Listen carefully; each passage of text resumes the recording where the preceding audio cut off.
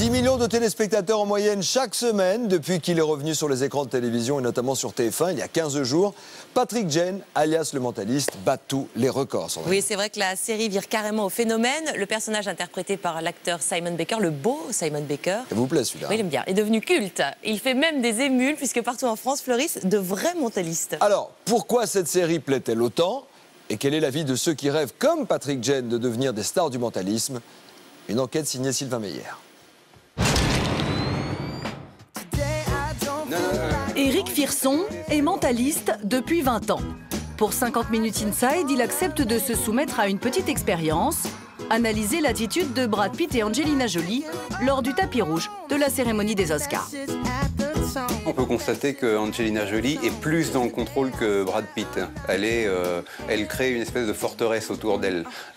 En clair, on peut le voir à la position de ses bras, la position de son corps qui est tournée vers Brad Pitt. Brad Pitt est un peu sa protection. Hein. Vous lisez les magazines féminins? C'est instructif. Abby aime faire la fête, comme me l'a dit le médecin. Sa bande de copines et elle adore sortir. Autrement dit, cet homme se prend tous les jours pour Patrick Jane, le héros de la dernière série à la mode.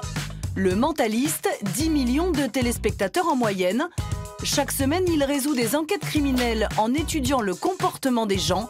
Le concept cartonne. C'est aussi populaire que les experts, que le Dr House. Voilà, c'est vraiment un carton d'audience. Pourquoi cette série est-elle devenue culte? Comment certains Français surfent-ils sur la vague du mentalisme? Enquête au cœur d'un univers à la limite du paranormal.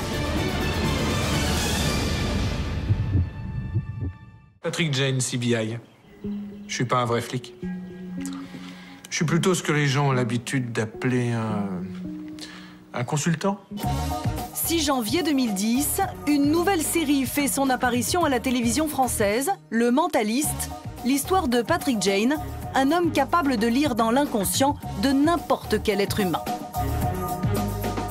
Vous n'avez jamais ressenti cette sensation de mal-être, le sentiment qu'un poids vous pèse sur les épaules quand vous vous retenez de dire quelque chose? Le cœur qui bat, mal à la tête, mal au dos. Vous pouvez vous sentir mieux immédiatement en nous disant la vérité. Ses armes, l'hypnose, mais aussi l'observation minutieuse de chaque regard, de chaque mouvement, de chaque expression. Un talent qu'il met au service de la police pour élucider des affaires criminelles. Ce qui est génial avec cette série, c'est que le concept est très simple.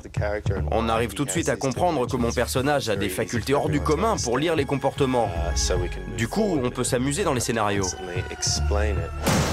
Mettez les mains en l'air! Désolé, on vous a fait peur.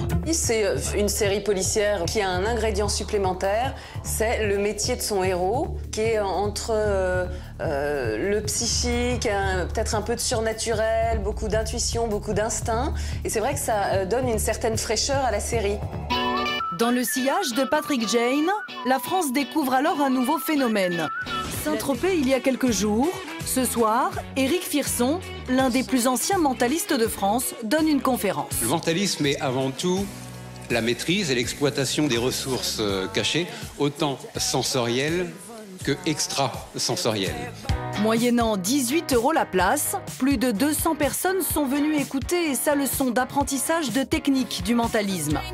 Bilan de la soirée, 3 000 € de recettes et un auditoire dont la curiosité semble satisfaite.